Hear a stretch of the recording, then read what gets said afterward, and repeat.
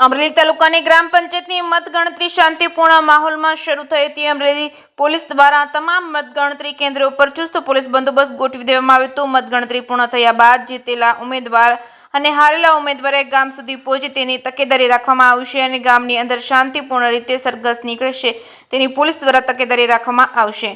જે.કે. સિંહ ગુજરાતી સાથે જૈનિક સુચિત્રા અમરેલી।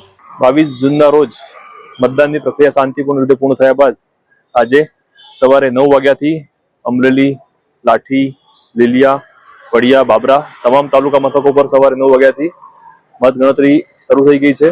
તમામ મતગણતરી સેન્ટર પર પૂરતો પોલીસ બંદોબસ્ત રાખવામાં આવ્યો છે।